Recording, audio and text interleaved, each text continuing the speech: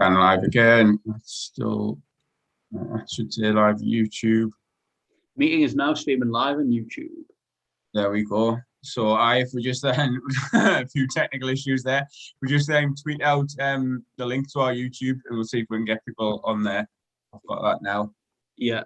Okay, we'll do. Can I tweet to the specific video or can I not? Yeah, that was just me talking on YouTube and echoing on there, right? So I can send that out. Right, we'll go again.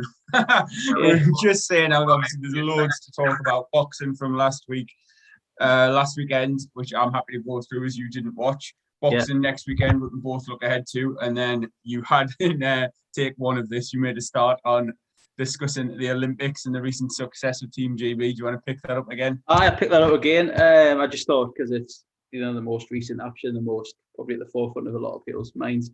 Midweek, and I was reflecting on the McCormack brothers, more specifically Pat, really, who fought yesterday in the welterweight final against the extremely talented Cuban Iglesias, who I'm not going to crack the same joke as I cracked 5 minutes ago. I can't bring myself to do it. But he was exceptional. He was fantastic.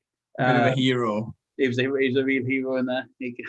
And you know, it was a shame for Pat, but there was no arguments with the winner. But what a tournament Pat's had to get into the final. What an amateur career he's had, really. Which, you know, I think he's more or less confirmed that that's done now. But you know, what a way to sign off at Olympic silver. You know, it's incredible, really, and top Northeast talent, which is always good to see. Fights out of the Berkeley Boxing Club. He's from Washington, which is just down the road, literally from me now. Obviously, Luke was there as well, his brother, twin. He, you know, unfortunately came up, excuse me, against an outstanding fighter in Andy Cruz. You know, the Cuban, fantastic fighter. So I think that's probably the end of their amateur journey. But what an amateur journey they've both had. You know, both reaching the pinnacle of GB boxing and the successes that have came with that. And you know, as one door closes, another one I think probably will open, and I think they'll both turn over professionally. I'm sure they'll have a good summer first, because I know neither of them are sometimes shy of living, you know, enjoying a good time. I think BBC even said that about them the other day, which made us laugh. But I'm sure they'll have a good summer and dust themselves off and start a pro journey. And I don't think either of them two will be short of any offers whatsoever. I think we touch on it in a lot of pods that those Berkeley lads and lasses that are now trickling through to the pro ranks, they're sort of the two blue chip fighters of that crop, you know. And I just think it's going to be exciting. It's going to be another Northeast journey, and maybe it's not all specifically they'll fight in the Northeast, but I'm looking forward to watching them turn over. Right. Christ, I hope that's nothing too sinister. You want to get a test, lad? Get me. I've got a pretty lateral flow. So as I say, as one journey stops, another one starts, and you know, just both. I don't know them personally. There are probably two of them from Berkeley that I just don't know. Like, we've got to know quite a lot of the guys from down there, but I've never met them. I don't know them, so put them on our radar, you know, especially if the closer they get to turning pro. I'm sure we'll sort something out and get something sorted with them. They both come across really likeable lads. We're listening to an interview with them on the radio this morning and listening to one with the Pens as well. And they seem sound, and, you know, I wish them all the best, and they've done themselves proud and Northeast Berkeley proud. So do you think, as professionals, obviously we're not really going out on a limb saying that they're going to turn over. I think that's probably the case for most of the GB squad, especially those that get medals. It's very rare in this country that someone like an amateur boxer stays amateur, competes in 2 or 3 different Olympic cycles. They tend to use that as and I don't want to sound cynical and say it's a marketing tool, but you get a medal, you get an appearance even in the Olympics, and it's a very attractive proposition to any promoters out there. Like you said, they'll be queuing up, no doubt, to sign them. And I think I'd imagine that both the McCormacks, Pat and Luke, sign with the same promoter. Not 100% sure. I'm not privy to any inside info on that, but I think it would make sense. sign them almost as a bit of a package. And would you see them sort of building Northeast shows around them? And obviously the Cyrus Pattinson's just turned over already as well. Like the Berkeley conveyor belt, as we've called it before, and many others have, like just seems to be churning out talent and talent. Or do you think they'll be put on shows, maybe like if they did sign a Matchroom, like that Josh Kelly type of route, that they're going to be on bigger shows earlier on in their career and build that way, maybe away from the hometown, or a bit of both? It's an interesting one, that, and I think maybe if I had to guess, I would go maybe the latter. Maybe they'll debut up here in the Northeast, and we'll try and get a big show with a lot of that crop on, and there's still the whole Richmond thing. There is a ticket seller up here if you need someone to sell out the ticket sellers, even. Do you know what I mean? Who they can go on those cards with, and I just think maybe that's similar to Josh Kelly because as I said, they're from Washington, which is a town up here. I don't think they're massively affiliated to football. I think the Sunderland fans, if they had to choose, and I'm not saying that's a prerequisite for anything, but I don't know. It does have hallmarks of the Josh Kelly thing because he was a GB fighter and was sort of moved away from just fighting in the Northeast after pretty lackluster couple of fights up here, maybe, and that didn't always capture the attention of it. And I think putting them on at Newcastle with that mixed, I don't know. It is interesting. It's fascinating. I think they'll probably showcase their talent all over the place. That is my guess. They'll probably fight to begin with. Go along with that as well. I think obviously with them turning over, like you want to keep your fighters as active as possible. Like they're not necessarily going to be held back. You don't want them fighting just up here once or twice a year. If they fight once or twice a year up here, then they're going to be on AJ undercards. They're going to be fighting in London, fighting in Manchester, fighting in Eddie's Garden. Like, should they go with Matchroom? Absolutely. The same with, like, obviously, if they were to sign with another promoter, I know like BT Sport have made a big thing of almost their equivalent of the next gen. They're going to be putting on some prospect cards and stuff. So if Frank can sign up any of this Olympic team, then that's going to be a big coup for him. In that he's right. I've literally got that next generation of fighters that are going to come through. And I mean, it's not even just domestically now, is it? We've seen.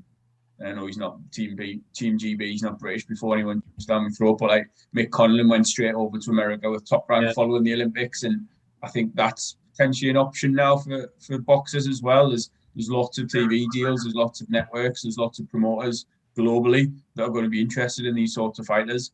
Oh, absolutely, and I think they've got that pedigree and that standing to, there's no need to just limit them to up here, and as much as we'd love them to fight on our doorstep and that, and I'm sure that they will. I don't know. I think they've got that amateur pedigree and standing and talent, like you say, like similar to like Mick Conlan and Josh Kelly and all those guys that have fought on big undercards. They've got a national name now because of these Olympics as well, and there's no better time for them to turn over. Do you know what I mean? This isn't with this. They've already had that mainstream BBC One sort of exposure now, and they've probably been all over the news this week, and I'm sure they'll continue to do so as well. They've got that thing where the brothers, twins, do you know what? They've got a lot going for them, and they're both extremely talented as well. And I do think they'll fight up here, but I don't think they'll be limited to just, let's flog the Northeast out of them. I don't think it's that. It's not that type of. I wouldn't imagine it's going to be that type of arrangement, to be honest with you. It hasn't got that provincial football feel to it. No, it doesn't. I don't think it necessarily has to, not with this level of talent. I think absolutely. Someone commented on our social media earlier saying like Eddie Hearn in particular. I don't think it is just Eddie, to be honest. Like Frank's done it as well, like Nathan Heaney and that. Like there's a lot of these boxers in this sort of small hall where they're relying on selling the tickets. They maybe find it easier to link with that football team, and I'm not necessarily saying that any of the lads or the lasses boxing don't support the teams, but it's a very canny way of capitalising on an already existing fan base. If again, Richmond's obviously an obvious example for us, but it happens up and down the country. You see lads coming out to different football songs, like the fans go from the football straight to the boxing afterwards, and as I say, it's almost like a ready-built fan base for you to tap into there. A lot of your friends probably support the same team as you. It's easily done, but then I think when you're coming out of the Olympics, like you're not necessarily on that ticket deal where you do need to sell. Obviously, yeah, if you bring more fans and more eyes on you, then that's going to be, again, more attractive to promoters. But we've seen it in the past, like going all the way back as far as like when James DeGale and that turned over, like he boxed up here. Yeah, exactly. Didn't get a particularly kind reception. It wasn't the most interesting of fights when he's on an undercard, and it just sort of shows like the promoters, if you're good enough in that sense, I think the promoters will stick with you. That they're going to get television attention, as you say, like BBC covering the Olympics. I'm sure we can talk about that. Covering the Olympics in the loosest sense of the word, but like covering, Jesus. Again, at that national level of exposure that comes straight away almost elevates them past that small hall mentality and allows them, potential stadium fights, etc. down the line. But it allows you to put them on an undercard as a name, and people might sort of tune in casually and think, oh yeah, actually, I've heard of that guy. He got a silver medal, or he boxed in the Olympics. I remember seeing him or hearing him on the radio or whatever. Like, it's a different level in it. It's like a different kind of marketing, and it's no wonder that there's going to be a queue of promoters waiting for these. I was going to say six medalists, but essentially the whole team. You've got like even Peter McGrail and that, who went out very early on. Like, he's considered an exceptional talent, and if he doesn't want to go through another cycle, again, he'll no doubt know people that will be very interested in helping him in his professional journey. Absolutely, man, and they'll be. I think everyone will be knocking on those doors. I think you'll be promoters will be rubbing their hands, salivating over trying to sign these fighters. But I think in particular the McCormacks, you've got it's almost like a two for the price of one. They're both like extremely talented. They both got the patter. They're both cracking fighters. They just I think everyone will be banging on that door, to be honest with you. So I'm intrigued to see where they go next. As I said before, we don't know them. Like, I know a lot of their teammates and a few of the staff people and that down at Berkeley, but I don't know them. But it's hopefully, when they're back up and when the dust is settled and stuff, and if they want to chat, then we'll try and get them on, of course, because we've had a good run of former Berkeley fighters and current Berkeley fighters on with us in the past. As I keep mentioning, almost it feels like every week, like, you might not have heard of them all immediately, but I'm sure you will at some point. You've got Cyrus Pattinson, Matchroom, who's just made his debut there. Got fight news dropping soon as well for his second fight.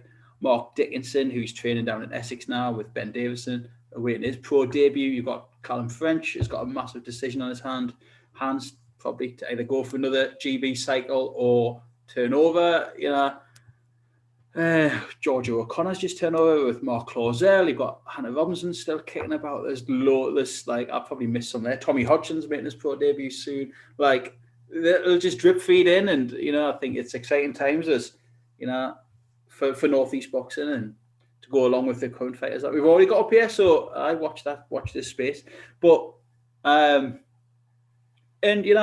people like Big Fraser Clark, what a week he's had, and he's been an absolute star. I think he's came into his own on social media as well. He's really good crack, and he's just been a star throughout the Olympics and in the build up to it as well. And you could just see how visibly chuffed he was getting his bronze. And Galal Yafai the other day was exceptional in his fight as well. And the talent is just there. And say what you want about GB and Sheffield, and does it make good pros? That's a discussion for another day. But as an amateur boxing team, it's nothing short of like sensational and consistent for years as well now. Like, consistently just churns it out, and the class. It is, and I'd argue that like their goal, their target, their reason for being is not to make good pros. Now, obviously, you can flip that and say that you make successful amateur boxers. They are essentially the same sport. There's vast differences, but you should be, if you're a good amateur, it's giving you a good footing to be a good professional. But once they've left here, that Team GB setup, once they've turned pro, it's up to them as individuals, and it's up to their new professional trainers, whether they've touch with amateur coaches and side of things, or if they're completely going to a new trainer. That's on them. It's a totally different entity in that regard. I think they should be looking. It's hard to pin the blame, so to speak, on that setup, on is it the Sheffield Institute of Sport or something like that? I can't remember the exact term of it, but like English. That's then not their responsibility if they're, what is it, like a record Olympic medal haul for this team. Like, you can argue whether it's as successful if they haven't captured the gold medals, and I'm sure Ben Whittaker would have something to say on that. Yeah. But like, they're doing their job. They're providing they're giving the athletes the opportunity, the training, the coaching, whatever they need to be successful at the Olympics, to be successful in the World Championships as well, and like the European, the Commonwealth, all these different ones. It definitely feeds in, and they couldn't really wish for a better platform. Like, you've listed a lot of athletes, a lot of boxers that have come from that setup, not necessarily reaching the Olympic level, but have then filtered off into the pros. And I dare say, without doing any research or prior thinking to it, if you look down the list of world champions and boxers that have done well on the world stage from the UK over the last 10, 20 years, they're going to have had some sort of affiliation with Team GB at some point. They're going to have got some of their founding skills, some of their fundamentals from working within that setup. No, absolutely. I think you bang on. I think they're exceptional. And credit to all of them. They all seem like well-rounded, good people as well, and they all come across really well. And so it's on the spot then. Out of this current crop, who's going to go on and have the most successful pro career? Oh, that's a good question, that. I really was impressed with Galali Fad the other day, just from a proper pressure punching, pressure volume, marching someone down type of stance. And I thought, well, he comes from that family pedigree anyway, and his brothers haven't done too bad. Do you know what I mean? Like, Carl was a former world champion, and Gamal's done okay as well. And I thought he was great the other day, and I thought that style, the way he marched his opponent down the other day and just was relentless for 3 rounds. I thought, well, I really enjoyed watching that. I thought he was great. I think I'm excited to see the McCormacks, Ben Whittaker. I don't know. Like, Fraser Clark was even like, I don't know. He's put so much into being an amateur. You think, if he turns over, will he move it sort of Joe? Will they try and move him at like a Joe Joyce type of pace? I don't know how good he is. Do you mean in the ring or out? Yeah. Moving at a Joe Joyce pace in the ring or out? Both, no, I think I've seen that comparison banded about, and it's arguably quite a lazy comparison, but it does make sense. Like, they're both going to turn pro like early 30s at heavyweight, so I think if Fraser Clark then like turns pro and fights a few 4-rounders, you're almost looking at like, what's the point? He's took that punt and he's gambled on staying as an amateur for so long through those cycles. Yeah. With fierce competition, admittedly, like Joe Joyce himself, and like, he was around when AJ was boxing in the Olympics. He's waited patiently, he's worked hard, and he's thoroughly deserves his medal for all of those sacrifices and all of that effort he's put in. But then you've got to think, like, does that then hinder him turning professional? Like, they're going to have to, I think, move him almost at an extremely fast track pace, because I know heavyweights do go on a little longer, but especially than the lighter weight classes, but there's still going to be that pressure on him to think by the time he's 35, he may have only been pro for like 3 years. Oh. So you think, what is he going to have achieved in that time? And be an interesting one to see from that point of view, just to see what they cram in. Whereas obviously the younger lads in the team and lasses as well, like, they'll see, again, we'll hear it from the promoters. I'm not going to do the promoter's job, but they'll be guided a lot more carefully, I think.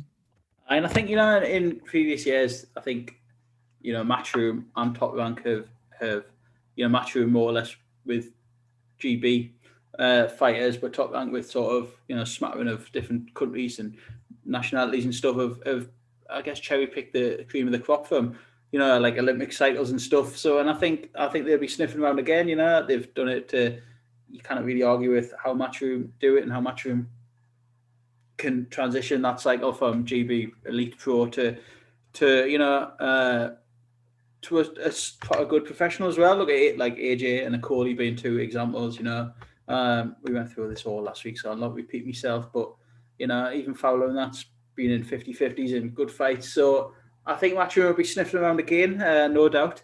And I guess some of them, like the McCormacks, I think it's more or less guaranteed.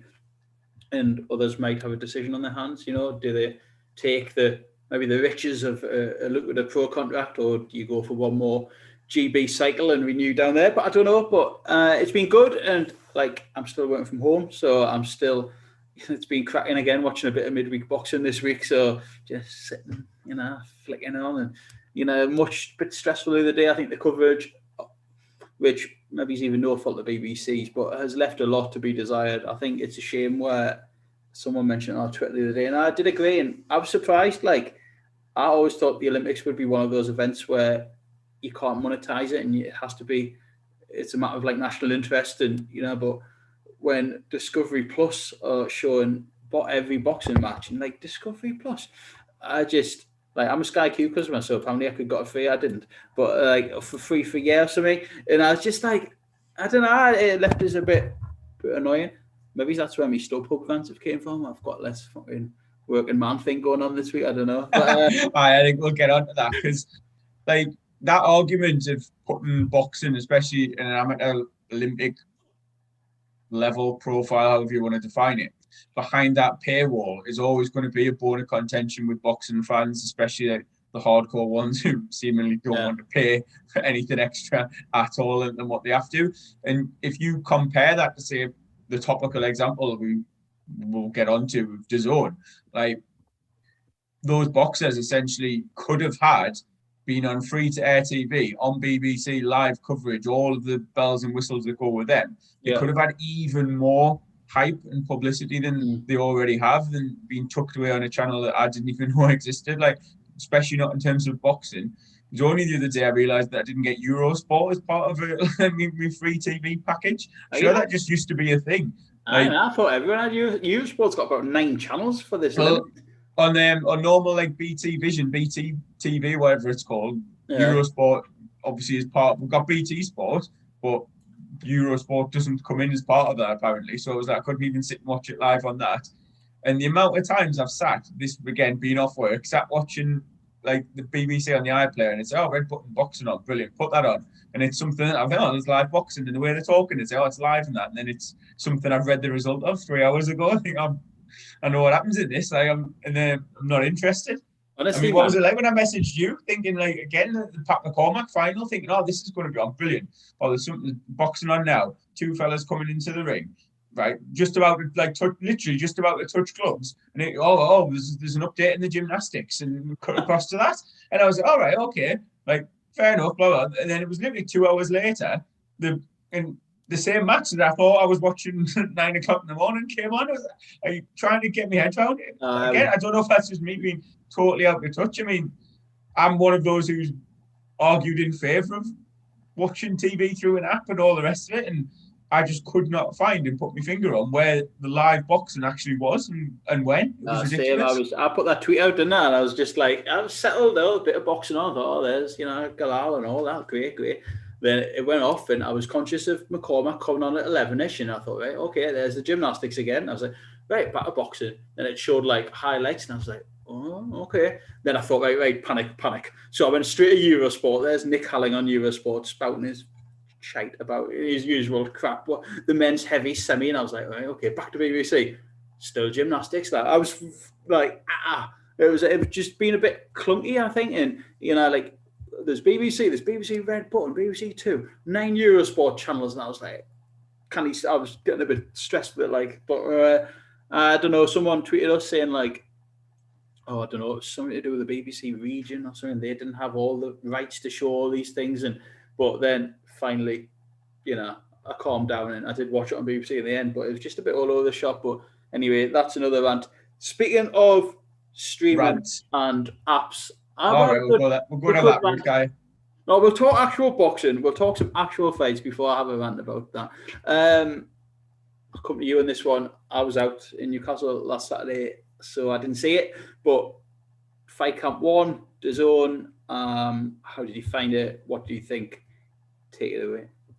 I found, logistically, actually, technically, I found it very easily. So I've got Samsung TV, which appears to be where DAZN is. I've saw a few people commenting that they couldn't get an app on their TV, that searched through some actual like app store and download it as like a second or third party app on the TV, whereas Samsung, absolute doddle, it's there. So from I dare say I was going to say from 7 o'clock, from about 7:05 when I remembered it was on, flicked on, like absolutely fine. And I think from that point of view, I've always been an advocate of like, it's not that big a deal in terms of that. Like I've watched Sky go on my laptop while she's watching Strictly Come Dancing or whatever on the telly.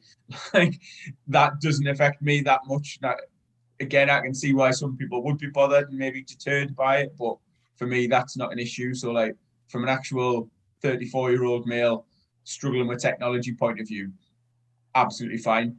And I think that extended into the coverage. I'd be lying if I said I paid massive amount of attention to Maya Jama and Tony Bellew and their little dialogue. That's just the way I tend to watch boxing now. Like, yeah, I watch what's going on in the ring, watch the fights, and generally it's not necessarily on mute, but I'll then use that opportunity in between fights to go and get myself a drink, nip the toilet, whatever. I don't sit and hang on every word of the pundits like maybe I used to. So from that point of view, maybe I should have paid a little bit more attention and I could have had a stronger opinion on it, but I didn't really have any issue with the punditry, even the commentary. Like, yeah, there was a couple of iffy scorecards thrown about, but that's always going to be the case. Like, you look down boxing Twitter on a fight night and I saw several of the fights and there was a couple of close fights on there. Like, see, the Billum Smith, Tommy McCarthy one was the closest, and within 3 tweets from different people, there was 3 different scorecards, and it's like, well, I can totally see why Andy Lee's giving it that way. If 3 people on our random people on our Twitter have judged it totally differently. I think where they're going to have an issue with the hardcore fans, and it's whether they're actually bothered about this, whether they want that issue or they're bothered about correcting it, is the fact that you've got game changed as their slogan, because the critics, the cynics, just turn around and say that nothing has changed. What part of boxing has changed with that production?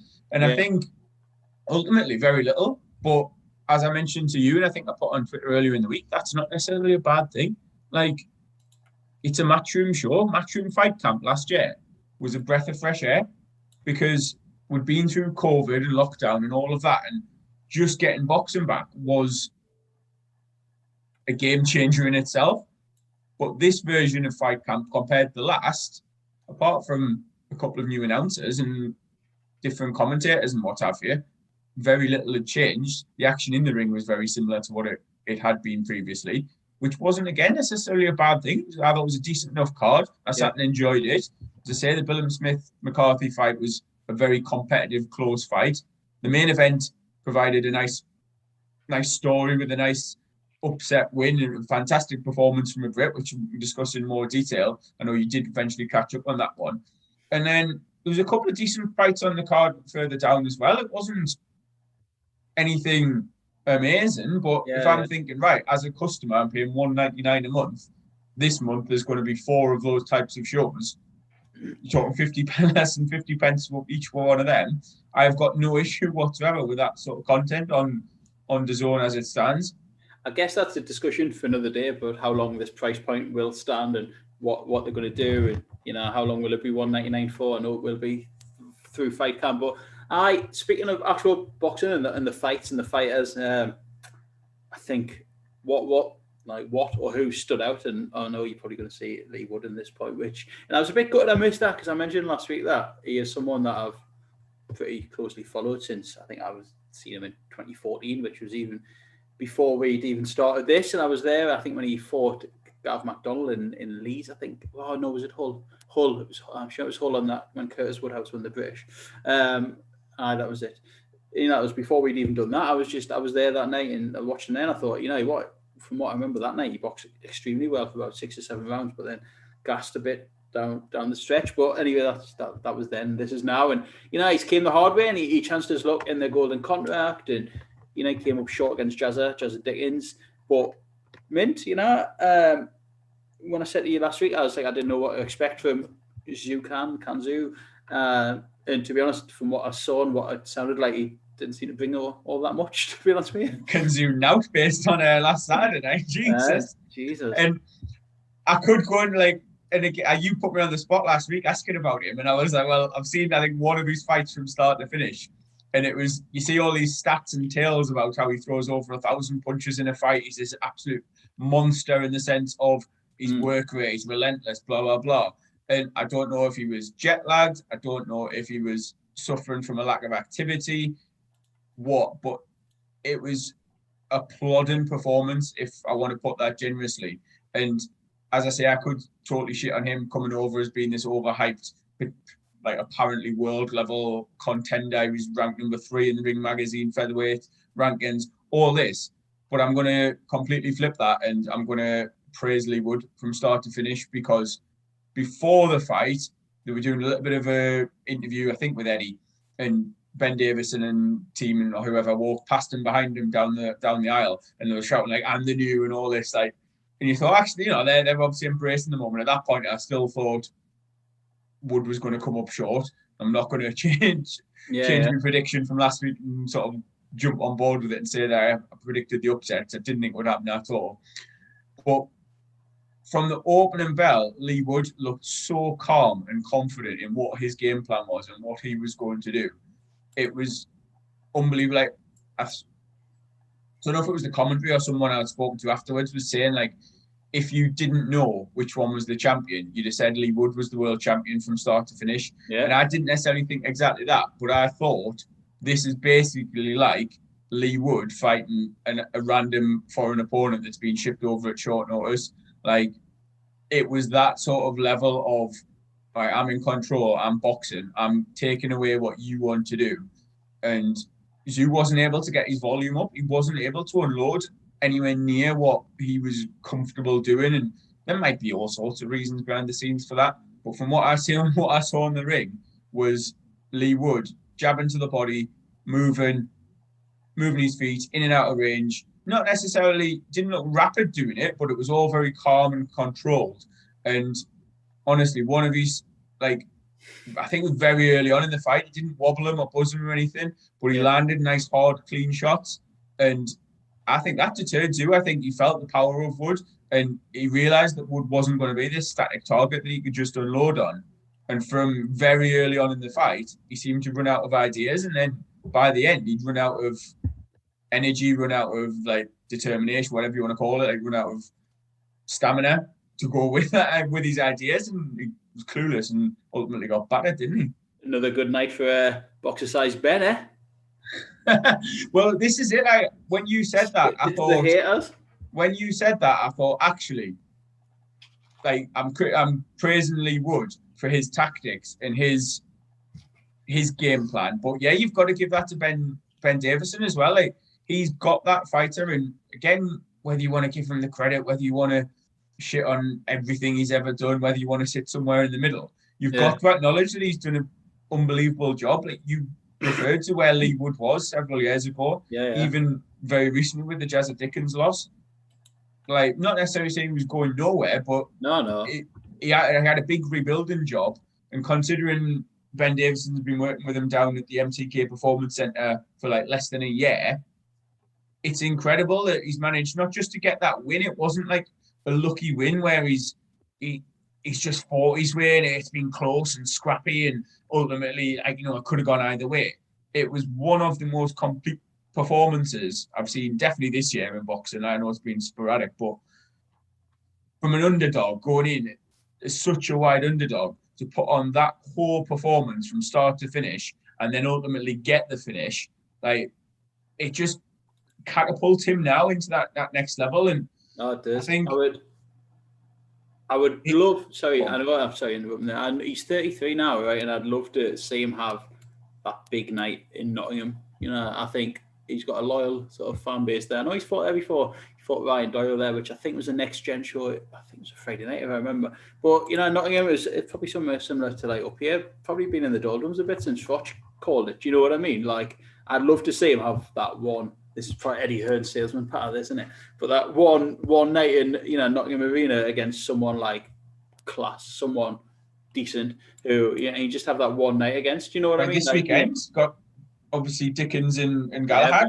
Winner of that fight, you've got either Galahad, and there are issues with this because Broken Nose Boxing's just dropped in the chat there. Brilliant win, regular belt, and it made me laugh because straight away after the fight, it really pissed me off when loads of people, you included, started tweeting about how he's a world champion.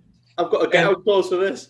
But like, I looked and I was like, it's such a conflict because I was up celebrating, like the win was unbelievable. Like I'd back Kanju, but like it was one of those fights where I was generally in the moment and I was absolutely buzzing that Leigh Wood had done it. And as I say, like regardless of what pointless belt was on the line, he's absolutely done and smashed a genuine world level contender. Like as I say, he was ranked number 3 in the world by Ring Magazine. Like I know he's Golden Boy ties and there's an argument of bias there, but it was like a genuinely exceptional win at featherweight. Like that's as good a win on his record, and Kanju might rebuild and come back and it'll look even better. He might fade off into obscurity and it's like a Joe Calzaghe over Jeff Lacey type of win where there's all the hype before it. Yeah. And then afterwards it's like, oh, well, he wasn't really that good anyway. But for right now, without the hindsight, without looking too far ahead from what I thought before the fight, it was an unbelievable win. And the fact that it's for the WBA regular title, it's a marketing tool. Like I said that about the Olympic medals in a cynical sense, but it's just so that he can go around now and call himself a world champion. Ben Davison can say, oh, I've trained another world champion. Eddie Hearn can say, oh, a night of world championship boxing. Yeah, all the rest of it. Like it's I know. All the rest. And what really pisses me off is I really do like Leigh Wood, and I would love to say that he's just beat the world champion, but unfortunately, because of in WBA, Leo Santa Cruz is still sat there with the WBA super featherweight title that he hasn't defended in the best part of 3 years. Like, if they had any logic about them, if they didn't have the greed that they do, he'd have been stripped months and months ago, and this deservedly would have been for the belt. Like, Kanju as a world champion, even though I don't think he technically was, wouldn't be offensive. You'd accept that. Like, he as I say, he was pitched as good enough as being this world champion boxer, but it's unfortunate for Leigh Wood that every time he's going to try and sort of sing his praises and like he's going to have to justify that he's this world champion. And obviously we're going to get on to what's coming up next weekend, but you've had that regular world title in the same weight class, less than a week apart. You've now got the WBA interim featherweight title for Mick Conlan and TJ Doheny. Like, how can you fucking justify that? Like, it's mental. Like, I'm like trying not to laugh because of how ludicrous it is. I know. How do you need an interim champion less than 6 days after your other champion has fought? I know. Hey, what about Leigh Wood, Mick Conlan? What a fight that would be. There you go. Like, again, like if the WBA had this decency about them, they'd be saying, right, we've got these 2 belts that we don't really need. You 2 need to fight each other to determine who is the champion. Go on. So I was just going to say with the Dickens Galahad like rematch, which we'll predict in a bit more detail like soon. The whole issue was like Josh Warrington was the IBF champion, and he vacated to fight Lara because the IBF rightly wouldn't let him unify with Kanju because it was only the regular title. So like, there's all this backstory. I mean, like Josh Warrington's still in the mix at featherweight, like for Leigh Wood as a fight. There's all these. I guess there's 4 domestic fighters that are genuinely at world level now that you could. Well, I say you, but Matchroom could feasibly and easily pitch against each other, depending on how Warrington gets through the rematch and see what happens with Galahad and Dickens in their rematch. It's like Leigh Wood's just catapulted himself into that mix well and truly. I'm just trying to me get out close. Is that I was fucking hammered basically. I'd been out all day Saturday, and I want to try and find out the time that I put that Leigh Wood tweet out, but I can't find it, which is unless you've deleted this. I'm fine. No, deleting's cheating. I'll leave anything you say, then I just quote it saying Stephen's on one. And the second point is absolutely. Here we go. Let's have a look. 3:14 a.m. You can think it was then, can't you? I might let you off that. Quarter past 3 in the morning, watching fucking Leigh Wood reruns. The second point I was going to make there is like for the benefit of DAZN. Sometimes, well, I've got no leg to stand on here, but I was going to say, how are you like married? I just visions of you running around your sitting room. You said I was up celebrating Leigh Wood. Like probably how you used to celebrate Newcastle goals 10 years ago before you. She'd got to bed by that point. Right. Well, I tell you what, the one thing that has changed from Matchroom to DAZN in the running time. Jesus, Bilham Smith and McCarthy, I'm sure didn't finish till about 11:15. Honestly, that's Frank Warren time. I might be wrong there. There'll be someone in the chat correcting me, but it was a lot later than I was used to. But because I was genuinely absorbed in it, I wasn't bothered. Like I had nothing else to do. I was sitting watching it. Every fight that I saw on the broadcast was entertaining enough. You know what I mean? It was like it was a card that I was genuinely looking forward to. It's the first time in a while that I've sat and thought, I'm actually going to sit and like watch this. I mean, obviously there were a couple on there that didn't catch fire. They weren't the most entertaining. But in terms of a card, it was like, okay, well, I'm looking forward to this. I'm looking forward to this. But also, like, Conor Benn wasn't on and was meant to. I could have went even longer. I suppose what did you? It was a fight I was looking forward to. What did you think of Bilham Smith and McCarthy? I think I said Bilham Smith by stoppage, just got that wrong, but I did get the winner there. That was it like I said it would happen? Was it was Bilham Smith the more active? Was he fresher, or was it not like that at all? That is essentially it. In terms of a very quick summary, that would be it. McCarthy seemed to land again, general statement. McCarthy was the cleaner work, I would say, but less of it.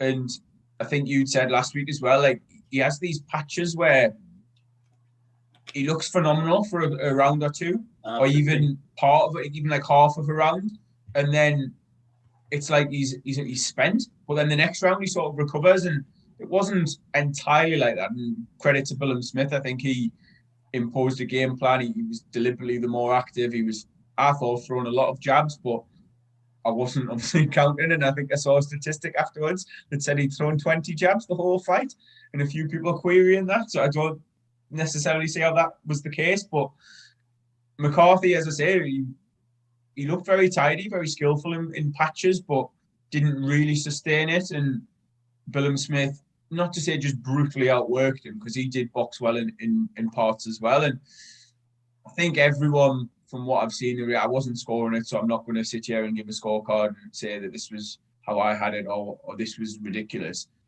The 116, 112 to Bilham Smith was seen as quite wide.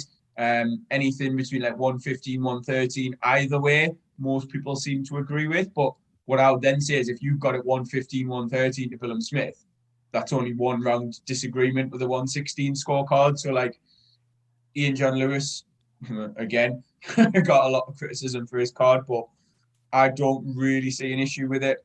Rematch would be fair. I think from how close it was, it'll be a good competitive fight again.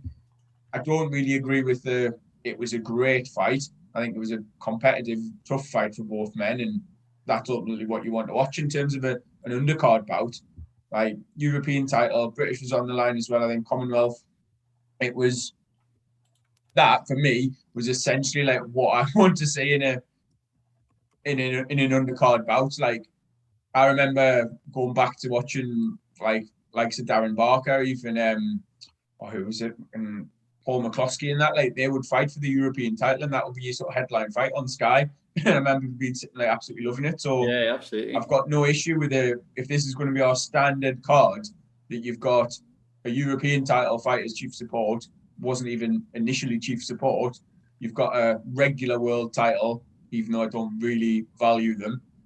If you've got a world level fight, regardless of what trinket's on the line, and then potentially a name like Conor Benn, which is obviously a late withdrawal, I'd no issue with that whatsoever. And a couple of prospects on there, Fowler in a fairly one-sided fight as well, and then like Yildirim Cullen, which was another sort of competitive fight on paper. Oh yes, Cullen. There's a decent little bit of depth to this for a 50 pence card.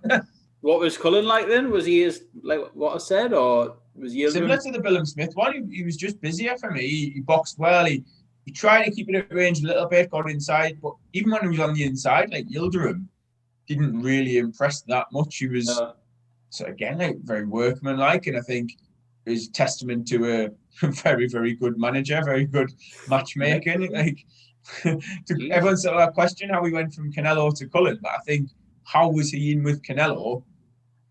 And I know.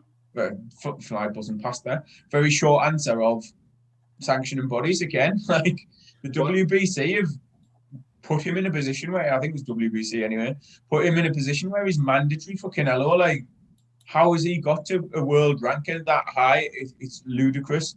Watching him lose, tucked away down on the undercard to, with all due respect, a fringe British level fighter. Like, absolutely. Jack Cullen, it was domestic level. It looked like a tough fight. Cullen had to work hard for it, but in terms of the action, it was fairly one-sided.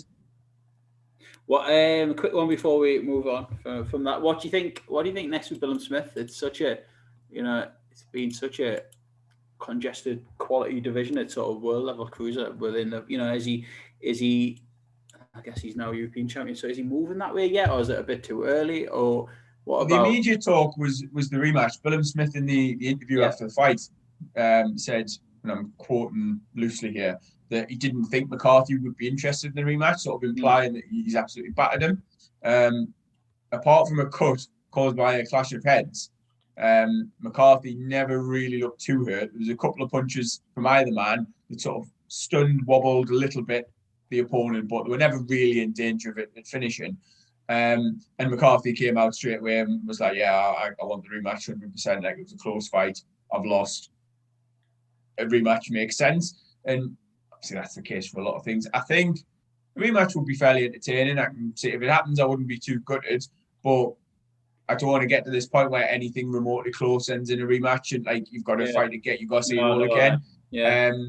I think a European, he's going to be looking on to world level, but obviously he's stablemates Lawrence Okoli, so he's not necessarily going to be going down that route. I think Shane mentioned Okoli potentially going up to heavyweight at some point in the future, so could be that the WBA comes vacant. I'm not sure on the sort of situation with all the other champions at cruiserweight, but like Bradis, for example, I think will be a step too far for Bilham Smith at this point, maybe a couple of steps too far. Nothing wrong with sitting at European level. Like, try and get a defence or two at that level against some credible opponents. One in particular is Richard Riakpo. I was going to go there. Recently, I think as recently as today or yesterday, has announced that he's split with Dillian White in terms of the management. Hopefully that doesn't necessarily sever all ties with Matchroom as well, because Bilham Smith's on that platform on DAZN, and I don't think it's necessarily exclusive, but Hearn's going to want to keep a British, Commonwealth and European champion on his network, I'd imagine. I don't think he's not going to set, like, if Riakpo signed with Frank Warren, for example, it's not one that he's going to willingly send over to BT Sports. That would be a good rematch. I think Bilham Smith's only loss was to Riakpo, so like there's already a bit of an angle there.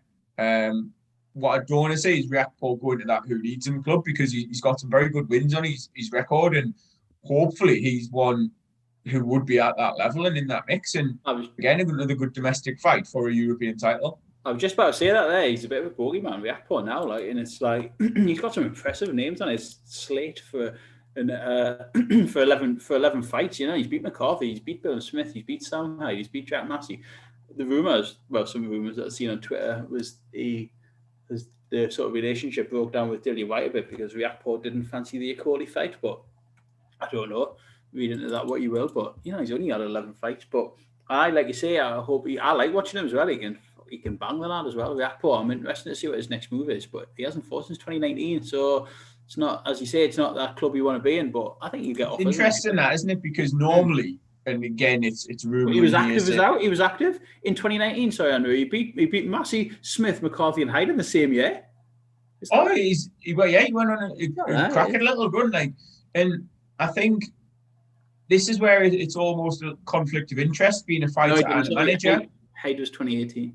Never let facts get in it. But he beat McCarthy, Bilham Smith off the bounce, and then Jack Massey all in the same year. Yeah, it's decent that, Good on. Well, it's as good a run as anyone in that division. Like, we've talked and praised Lawrence Okoli for what he achieved at domestic level on his way through European and into the world title. But like, you look at as a fighter, I was just saying there, it's like a bit of a conflict of interest between fighter and boxer. Like if you're Dillian Whyte, you're both. We hear all too often that it's the managers and the teams that are sort of protecting the fighters and say, oh, he's not taking this fight for shit money, or he's not fighting this guy on his terms and all the rest of it.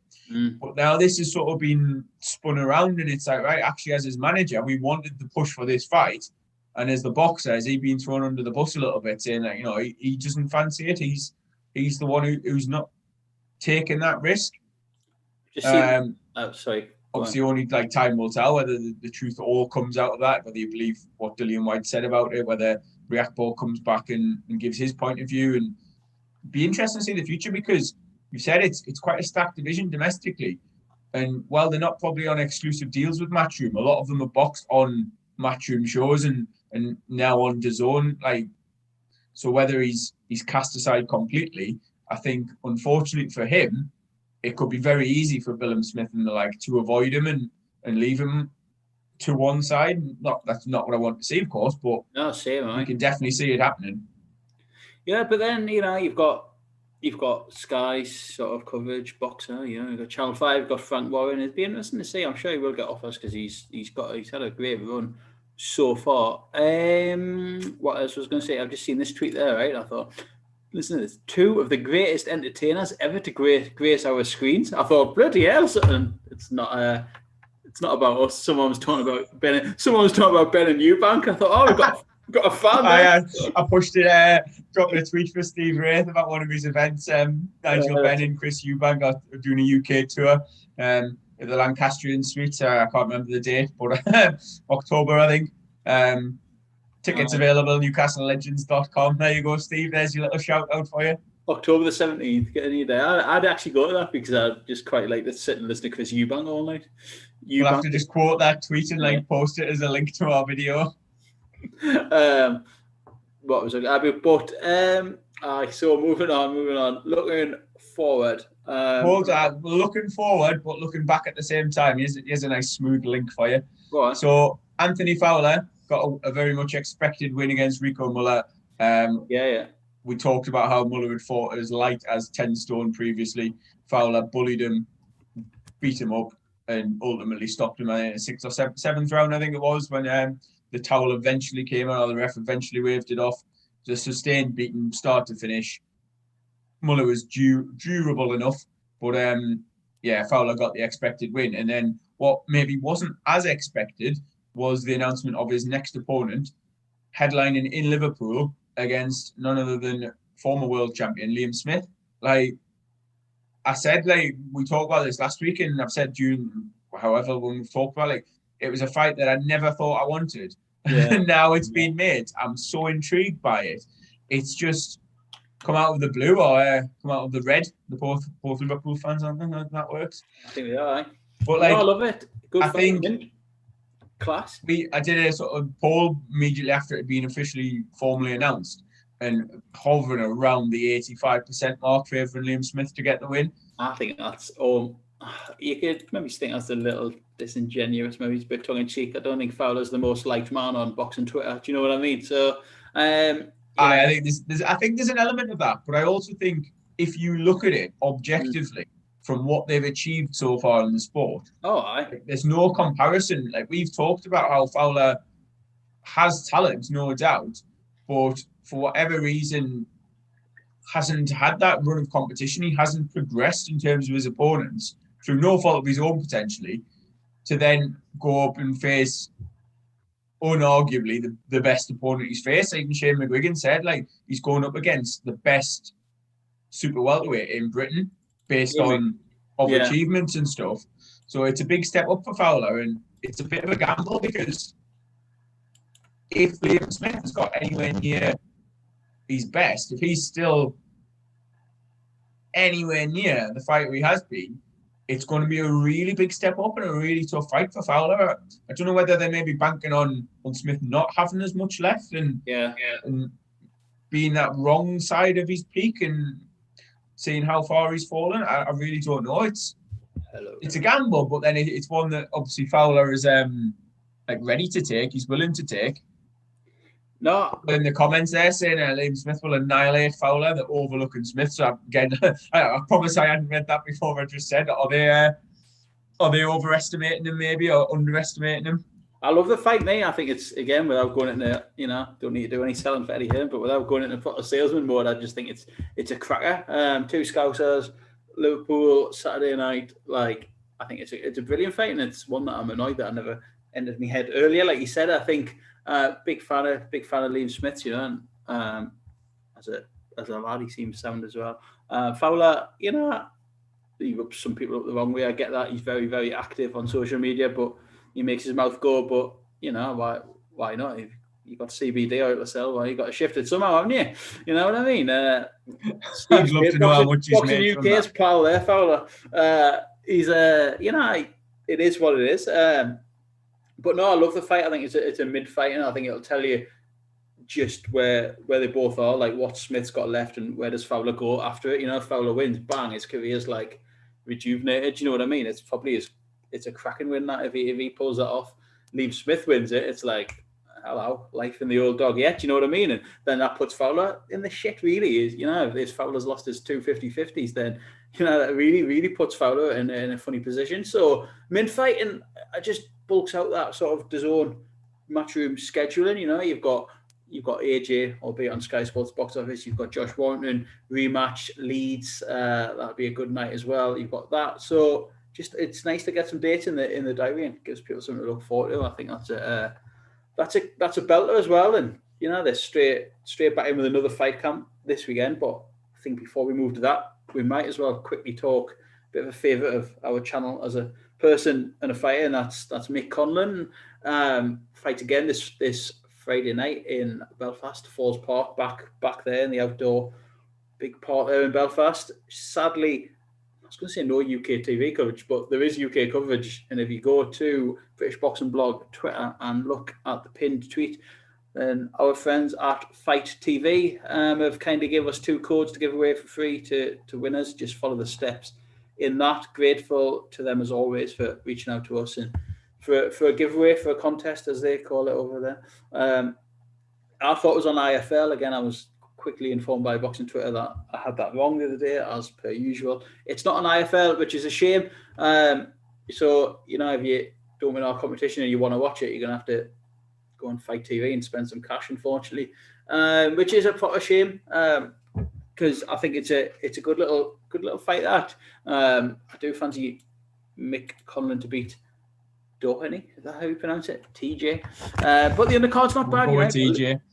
We'll call him TJ from now on. You've got Lee McGregor and stuff on there as well. Some good Irish fighters, good Irish prospects as well. So that's decent. And that kicks off a new round of round for pound, I do believe, as well. So yes, pin tweet, British Boxing Blog, follow the steps on that, and just if you want to watch a bit of boxing on Friday night via smart TV app. I can see why you would have automatically tweeted it was on IFL, because obviously all the ones in the past, that's the way they've been going down. And it's interesting that it's not. Would be my first thoughts on that. Right, and I could be wrong, is that because it's in Ireland, Northern Ireland, Belfast, is it to do with MTK and the ongoing sort of disputes they have over in Ireland? And, it's now suddenly behind the Conlan Boxing promotional banner, which, they've always been closely linked and affiliated with MTK, both Jamie and Michael, but it's now under like a Conlan, but the undercard's stacked full of MTK fighters, and it just thinks it seems to be MTK in all but name, and it makes you just, and obviously IFL again closely linked with MTK. Why is it not on there? Is it to do with some rumblings going on over there, and like they just had a, in the words of Partridge, they just rebadged it? Do you know what I mean? Like, is it just rebadged for one time only? For it's now falls under the watchful eye of Conlan Boxing, which I don't know. I mean, it's we could be here all night doing a separate podcast about everything suspected and rumoured about MTK, but I'd read and heard, again, just through sort of social media, really, that like this Conlan Boxing was because Sky apparently aren't dealing directly with MTK anymore. But then they've picked up the rights to Josh Taylor and Jack Catterall, both of who are MTK fighters. And it seems far too simplistic that it's just, oh, well, that's a Top Rank show, so we can show that, because even this one is Top Rank in name and then in association with Conlan Boxing. Yeah, so, man, I know. As you say, I don't know whether it is something to do with it being based in Ireland. Obviously, there have been, like, Conlan's headline shows in Belfast previously, definitely under Top Rank, but in association with MTK. It's widely known that he is promoted and managed, advised, whatever it may be, by MTK. It seems to be a very poor disguise if that's what is being attempted here. I don't think any knowledgeable boxing fan is looking at Conlan Boxing and thinking he's completely severed ties with MTK. I don't think that's the case at all. I don't think it is. It is mad. There's all sorts must be going on. Like he's a Top Rank fighter. Sky have now got to deal with Top Rank, but apparently that's only for US fights, but not including Tyson Fury. And it's just like, it's just a shame. It would have been a shame to watch that sort of free charge on the telly or on somewhere or on IFL or something. But it is what it is. It's on Fight if you subscribe to Fight, and again, it's more money, but I know they're a good resource for picking up cards sort of last minute for UK, the hardcore lot to watch something. Do you know what I mean? And as I say, we've got 2 codes to kind of give away, so hit us up on that. It runs until Friday at 4:00, so we'd announce that winner before the working day is out, so you can get settled on Friday night and watch that card if you do so wish. But Mick Conlan, quick thoughts on him, and because we ramble on, it's 20-7 already. But listen, I think with him, I could give the prediction that I'm going to give before any one of his fights against a decent level of opposition. Yeah. I think he'll have too much class, too much skill, be too fast, and ultimately outbox him to probably a wide points win. I know Doheny's like mixed at a high level. He's been in with some tough fighters in the past as well.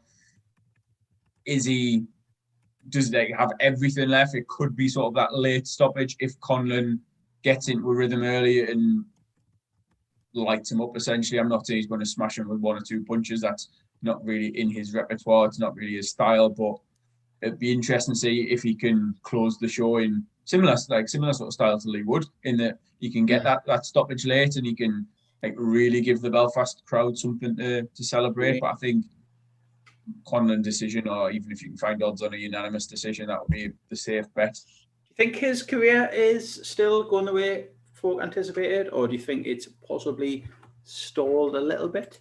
I know when we spoke with him, we had him on the podcast, it was one of my favourite ones that I thought was great. His ambitions were the same, and that was to be a world champion and really go for the big fights and the big nights and the belts, But maybe he's, I don't know, just the whole Conlan Road show, and there was a unbelievable amount of massive sort of hype for Mick Conlan when he turned over, and 29 now, different weight class. How do you in 30 seconds sum up his career so far? 15 fights, 8 by stoppage. Where do you see him at this point, at 29-year-old?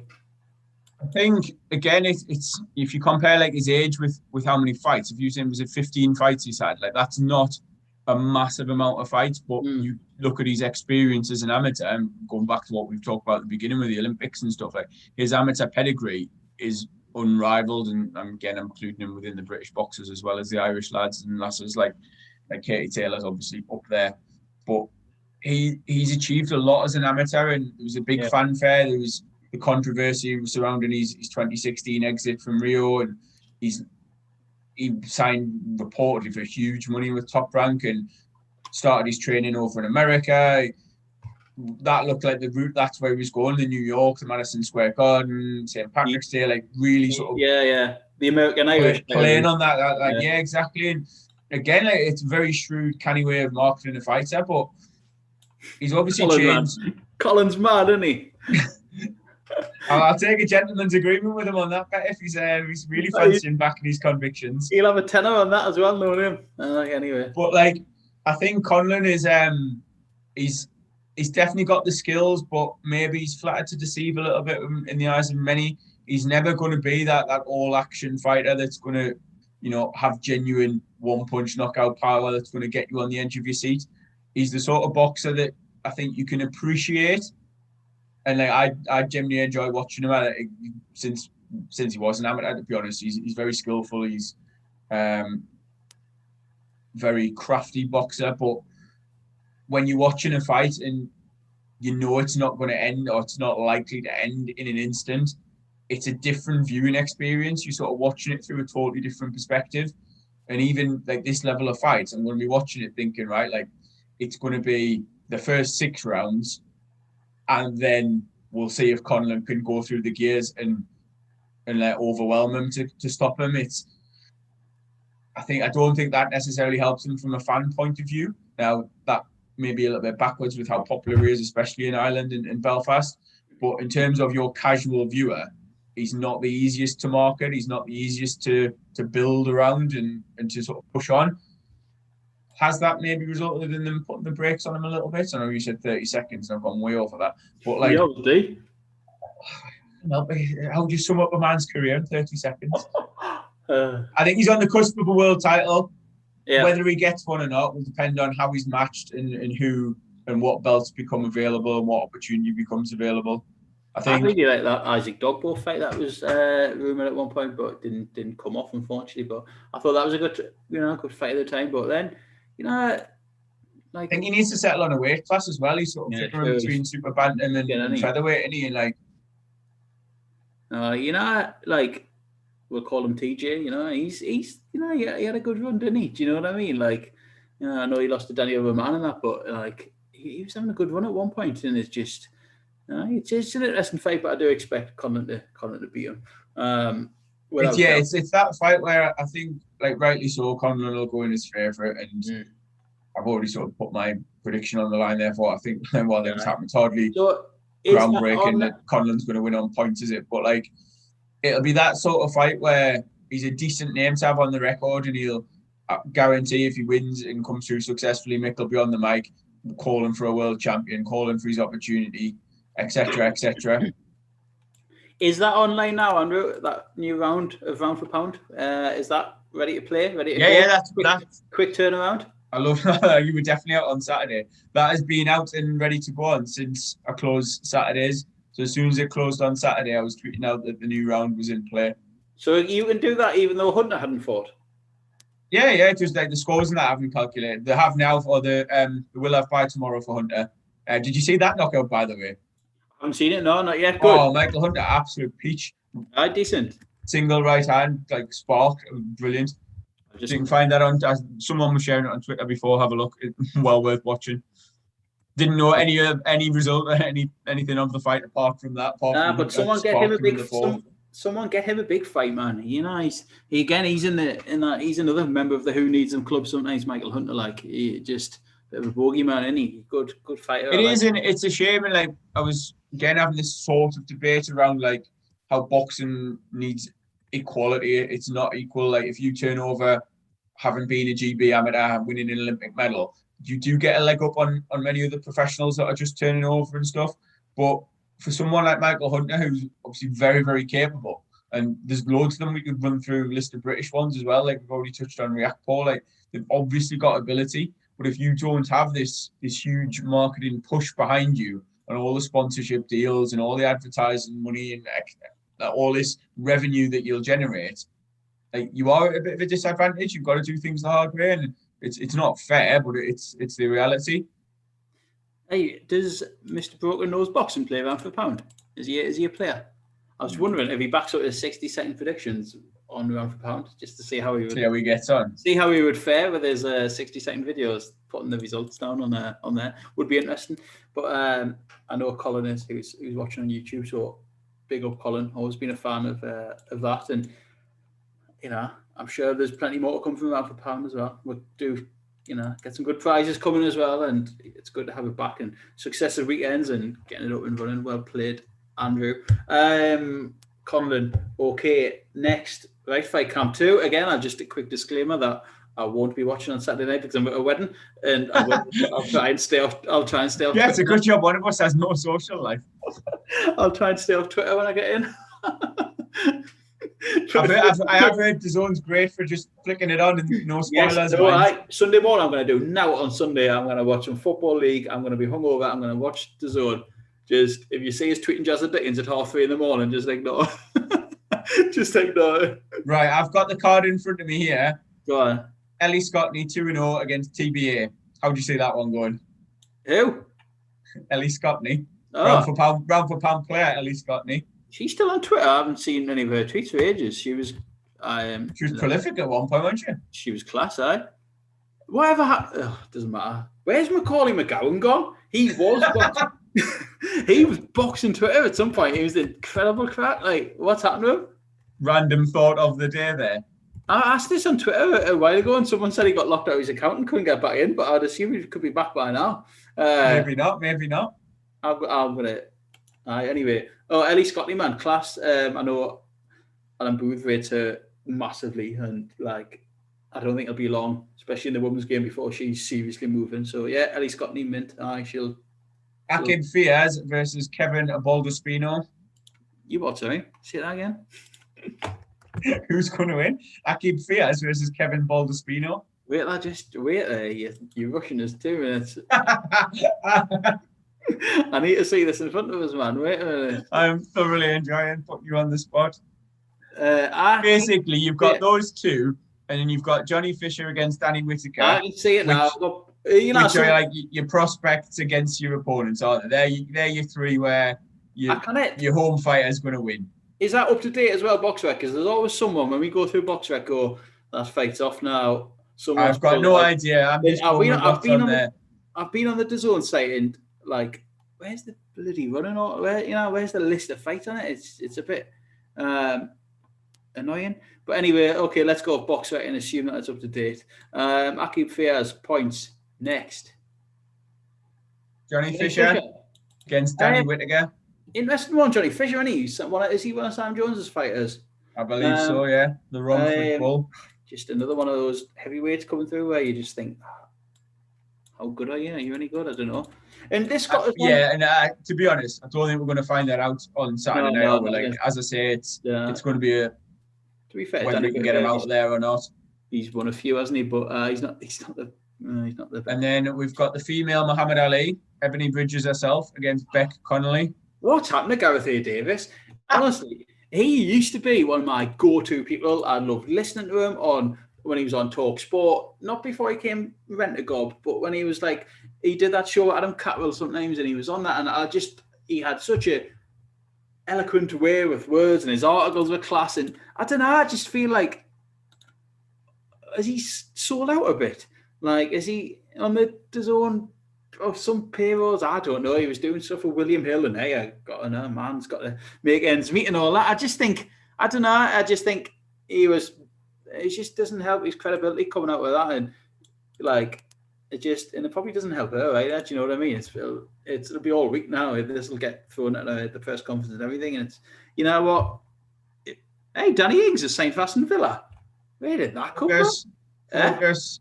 Sorry, folks. Danny is spending the Grealish money already. Anyway, I just thought that was a bit naff on it, and he's been rightly ridiculed about it, and Well, the thing that gets me is he's being ridiculed about it, but everyone who's been hammering him is either replying to the tweet or quoting the tweet or whatever. And Pitch Boxing, I downloaded the app literally the other day just to sort of see what it was about and stuff. What is it like? There's basically a little thing with some predictions on that you can make, and it sort of calculates how many people have predicted similar to you. There's a bit about the news, boxing news section, stuff like that. And hey, just quite a cool little app. I know there's been some things they tweet where they're sort of talking with the fans and getting their opinions. Martin Theobald had tweeted out about it, so I've messaged him about a potential appearance. So again, I generally think it's just something to sort of get the fans more involved in boxing and going down that route of it. But then obviously they've got access to certain personalities and people within boxing, Gareth A. Davis being one of them. And I don't know if behind the scenes someone's had a word with him and said, put something out there that's going to really generate some traffic, or could you say something along the lines of, or if he's just thought, right, I'm going to say this. And I tweeted completely separately because I was like, I'm not even adding fuel to this fire. But by saying that, he knows exactly what he is doing. He can justify it and spin it and say, oh, well, no, it's not in the ring, not in boxing ability, just in terms of the wider reach and how much attention she's getting and all the rest of it, and how she could be a pioneer for women's boxing because she's doing things her own way and all this sort of thing. But he knew exactly the sort of reaction that was going to get from genuine boxing fans and how disrespectful it is to someone like Muhammad Ali, who went through all the things he went through, to then tar him with someone who is controversial. Like, people will talk for and against that. Some will argue with her. Some will, you know what I mean? Some will argue against her approach. Some are in favor of her approach. She divides opinion, and he's known exactly the sort of reaction that he's going to get by spouting that shite, to be honest. I know, and I feel stupid for ranting about it. And you know what? We're all in the clicks business and the views business and all that. At the end of the day, it's just, you know, maybe sometimes I think it makes you think, are we too reserved and too nice? 100%. Should we spout? I know fine well we are. And I think there's loads of times where I think, I could tweet something or I could say something, like, or even on here, like, spout an opinion or whatever. But I would rather have, like, fewer people think, they're actually credible. Like, you know what I mean? That's a sensible, balanced opinion, rather than ranting for the sake of it or spitting out an opinion that's, like, going to generate hate, going to wind people up just for the fact of getting clicks and stuff. And it's probably hindered us beyond anything that we've ever actually said.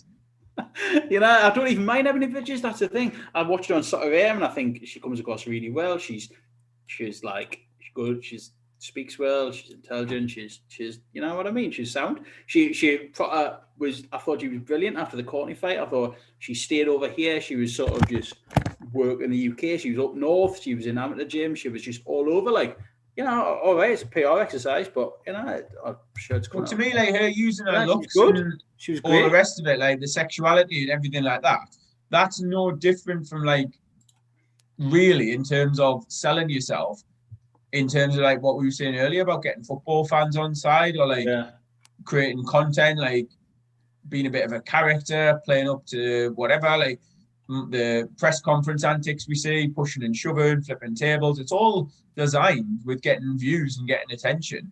Like, if it was just based on her boxing ability, should be a decent, probably fairly well-known prospect. Like, the Courtney fight was a decent fight, but she's elevated herself way beyond that. So I can see what he is saying in the fact that she's had an impact on boxing beyond her ability. But the comparison, the direct comparison with Muhammad Ali, the greatest there was, is like, that's what gets me. And it's not the fact he said that, like, it's not. No. It's the fact he said it, knowing exactly the sort of reaction it's going to garner. He was, as I say, I do like listening sometimes to Gareth A. Davis. Other times, like, I don't know, it just seems like the talking nonsense bit has sort of come out a bit more now with him, both on TV and whatever he was doing there, which is a shame, but whatever. Anyway, Chris has just said as well, like, he's sort of believing his own hype a little bit. He's and I totally get that. I think, he's like you said, he's sort of the most, like, the more press and publicity he's got, not necessarily gone to his head, but is maybe subconsciously, he's like, either subconsciously or he's deliberately been sort of told to do it. He's playing this role, and you see it so many times, to sort of go into this character mode of, like, right, I'm gonna really milk this, I'm gonna play on this and wind people up and get that reaction. It's almost like the Robbie Savage role of punditry. Like, deliberately being divisive because that's going to get more clicks than just sitting there saying something reasonable and sensible. It's just like talk sport, isn't it? It's like in race to the gutter journalism of just like who can talk say the most stupid soundbite, and, you know, annoying. It's like the Sun for the radio. Anyway, what was moving up the card? Where are we? Alan the Savage Babbage is back. Quick turnaround for him. Since he fought in Newcastle last time when I was there. Boxrec has him listed as fighting Mark Bennett, who, to be fair to Mark Bennett, has a winning record, whereas only lost one, was beat by Nick Webb last time. But I think the Savage Babic is, he's been pretty much hand-fed these type of opponents. His last fight was against Damien Chambers, who again had a winning record, but we'll call them British small hall opponents. You know what I mean? Like, yeah, I think his last three has been fair. Chambers, has been Tom Little, has been Kennedy. He now followed it up with Bennett, and he's getting these sort of, we'll call them small hall fighters. Which again, I don't mind necessarily, because he's only 7 fights in or whatever. So like on paper, they are a similar record. Like that looks a competitive fight.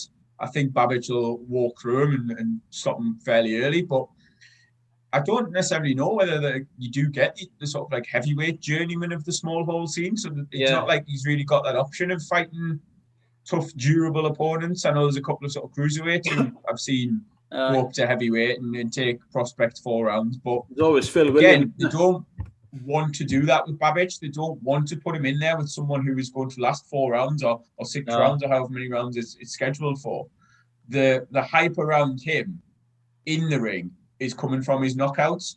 Like a lot of it's coming from his character out of the ring and how he sort of acts. And again, there's no other way to put it. How he's got this character that it's almost like deliberate split personality in it when he's saying things like, he's the savage in the ring, or he goes into he turns into the savage, and like outside the ring he's Alan Babic and he's funny and he's laid back and all the rest of it.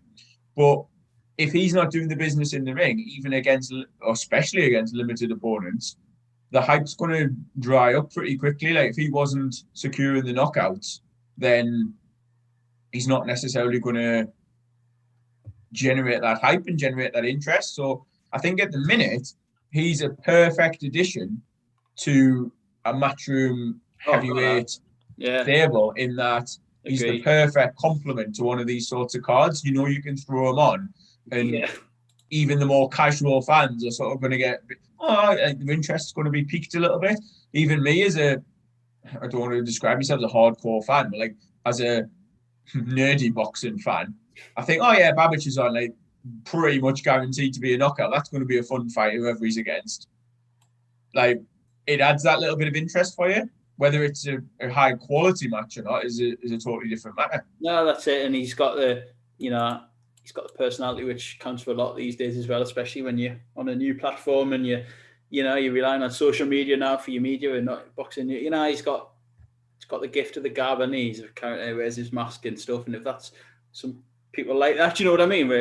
That's similar to what we've said about Ebony Bridges, isn't it? Like he's carving that niche for himself. Like if he was just a boring, to quote, like, you know what I mean? I don't know who I'm quoting, but like a boring heavyweight with very little personality, and the hype wouldn't be any, or the attention he's getting wouldn't be anywhere near as much. He's got a fun style as well, He's like, there'll be a time where he gets hit back clean off one of the bigger lads. I don't think they'll feed him to anyone like that yet, but he's fun to watch, and I enjoyed watching him in Newcastle. Even Chambers hit him back a few times in Newcastle, and but it was entertaining, and he got him out of there in the end. It was good fun. But I'm not a Babic hater at all. Like, he serves a purpose, and he is what he is. So looking forward again to watching him on Sunday. And then again, like on the next bout, if you're looking at general interest in a card, chuck another heavyweight fight on. You've got Fabio Wardley against Nick Webb for the English title. I know. Another one that you've got the favourite in the fight, but as long as it lasts, you can imagine it being fairly entertaining. I no issues with that again. Nick Webb is like, he's flattered to deceive sometimes. Dave Allen beat him, didn't he? Dave Allen stopped him. To be honest, Nick Webb sprung a bit of an upset. I think he beat that German fella, didn't he, last time? Was that on there? It was on some undercard, that, and he really beat him well. He beat him handsomely well. It was on a Matchroom undercard. I can't remember which one it was. Eric, someone, his name will come back to us. But Fabio Wardley is another one that, again, seems likeable, seems a good lad. Being matched pretty cleverly up to this point. Not sure what his ceiling is, but from someone who's come from basically that white collar background, he's on a decent run at the minute. Villili, Richard Larty, Molina, 3 in a row. Just as we mentioned this a lot on here, that you can just get fed names at good times, where it makes your resume look pretty decent. And bearing in mind his lack of sort of pedigree, background, whatever. He's on a good run, and you know what? English title, let's like go for it. You know, why not? Colin's just made a good point in the chat there, talking about like bridger weight. Obviously, I don't even want to acknowledge it as an actual weight class, but like with Babbage not necessarily being a massive heavyweight, like that may be the route. He's also said Pfeiffer for the name that you were struggling for. Yeah, that's the one. That's him.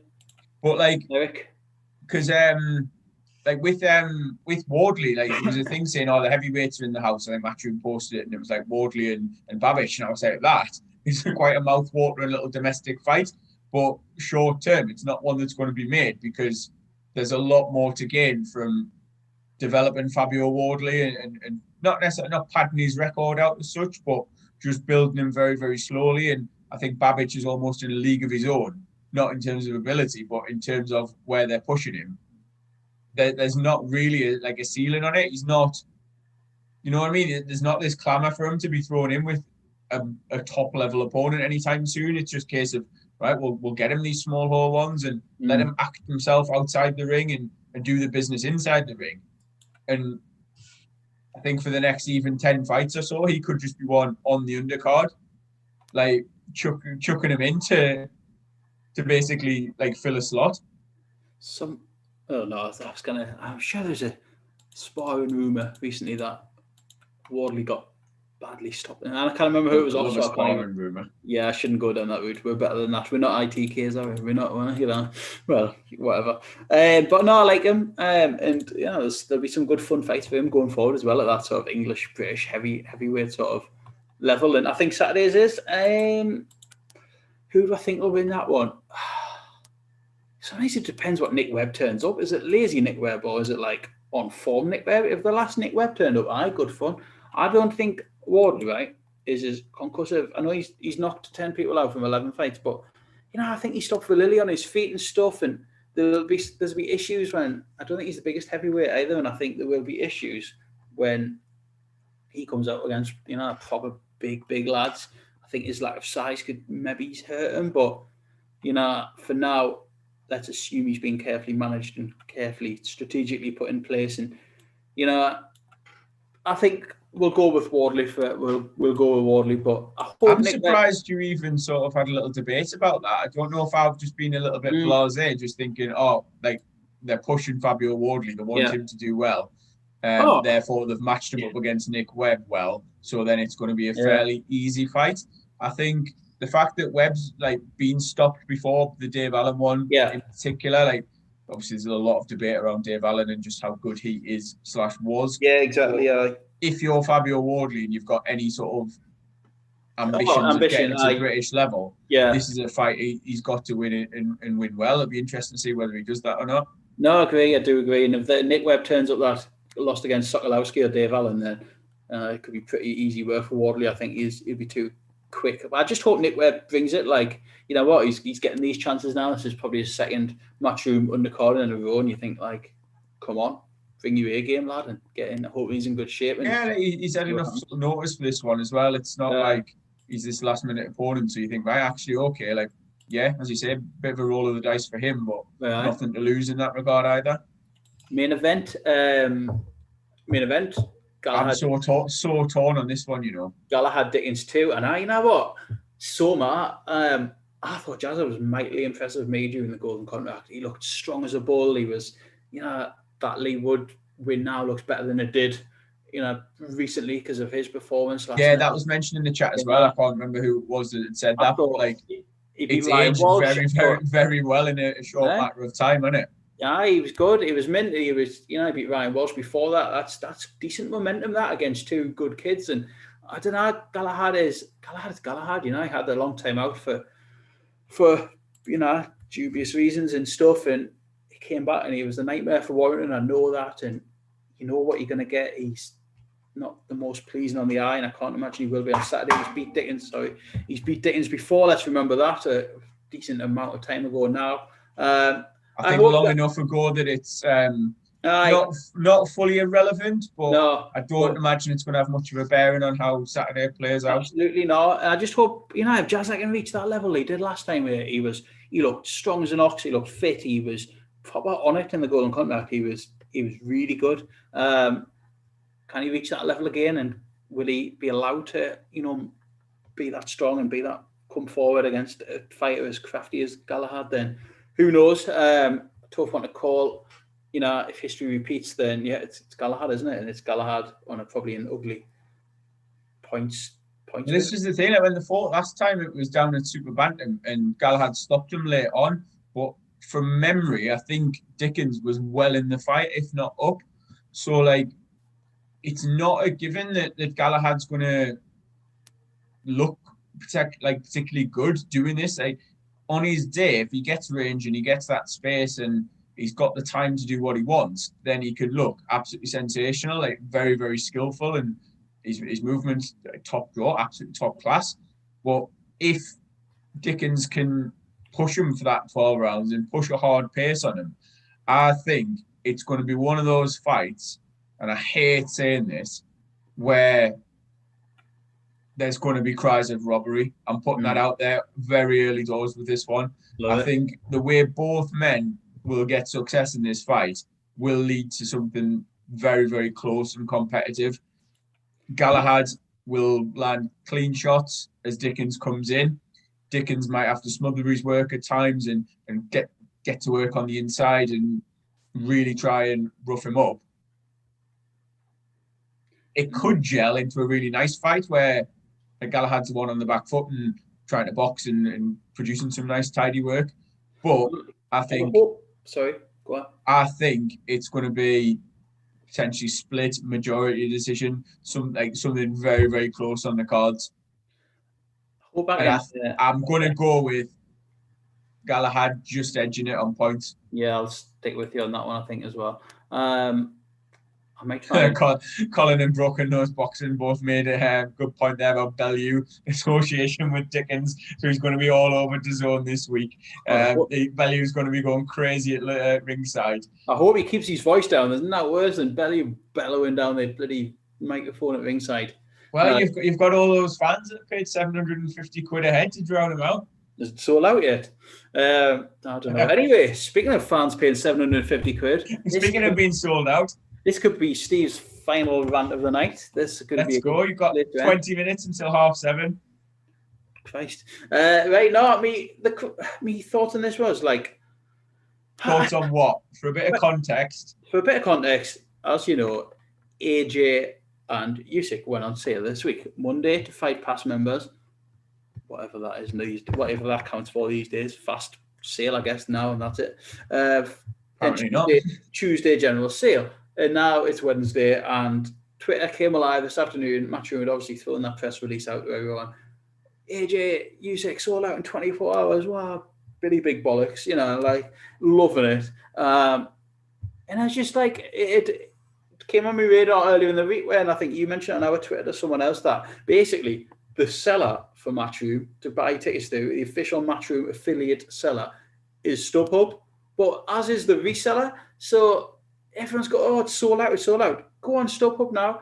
Look at the map of Wembley Stadium. The areas in purple, basically the full stadium, have available tickets, well hiked above market price. Your 40 quids are going for 100. This, your ringside is astronomical amounts, whatever. And it just, I don't know, it leaves a bad taste that in 2021, it's a thing that you can essentially rip people off for tickets. And I think why is there now hundreds of thousands, not hundreds of thousands, thousands of tickets available on this second-hand site who basically say they've revolutionized tickets? And you think do they? Or is it just ticket touting dressed up as something else? And that is either a lot of convenient changes of minds from people who bought tickets in the last day or so who now can't go, or that is essentially just a shitload of touts getting tickets and bots and scammers who are now selling on the secondary market less than 24 hours, 48 hours than the original tickets went on sale. And I think, you know what, I've used Viagogo before to buy football tickets for Germany, and I paid a fraction above a market price, which I get it, it's supply and demand. And you're facilitating, you are as bad. Aye, but I paid 17 quid for a ticket in the away end or something at Hamburg, and I don't know, it just annoys us that it's just just opportunism, and it's I don't like it, and I just don't like how there's so many straight away. So don't come on Twitter giving it, oh my god, it's sold out, it's sold out. When your official affiliate reseller is the same person as your seller, and I could go on now and buy a ticket for £100. It's not sold out at all. It's the same people flogging tickets and making more money out of it, and I think it's shady. I think I don't know. I just don't. It doesn't sit very well. And boxing tickets Northern Ireland on Twitter. I made a good point before. Like, fighters should be getting some of that extra whack. Do you know what I mean? Like, there'll be fighters on that undercard. Like, they're not selling the £40 tickets for £100 and ripping people off. Do you know what I mean? They're selling it for face value to mates and family and stuff. And I don't know. I just sits a bit uneasy with us that Matchroom are very, very the official affiliate sellers with these people, and just don't come on Twitter telling us it's all sold out and that, when it might be officially, but when your official reseller is selling it for above market value 24 hours later, why are they all there straight away? I don't know. Just don't like it. It's fairly succinct, to be honest. I agree. Like, I think I've had. It's economics. I get it. It's supply. That's the thing. I've had a few different takes on it, and I actually have I have less of an issue with the people actually going on and doing it. Like, ultimately, there's loads of different levels you can sort of throw the, not accusations, but like the criticism at. Like, people buying the tickets, first of all, like, if you're rich enough and desperate enough for those tickets, you're going to pay that. Like, you are. People do it. Like, if they didn't, it would soon dry up. Like, there wouldn't be sites like StubHub, etc. The ticket resellers as a thing wouldn't exist. But because it's supply and demand, like you said there, like, they know they can get away with it. So there'll be different people either having software, whatever it is, automatically logging them in, getting them in on the thing, buying as many tickets as they can. There'll be like small companies out there of essentially touts, buy, like, all set up to get the tickets, to get to the head of the queue, buy as many tickets as they can, and whack them on StubHub for resale value. Again, like, that's deplorable in itself. That's like the thing of PS5s going out of stock and people reselling them for a profit.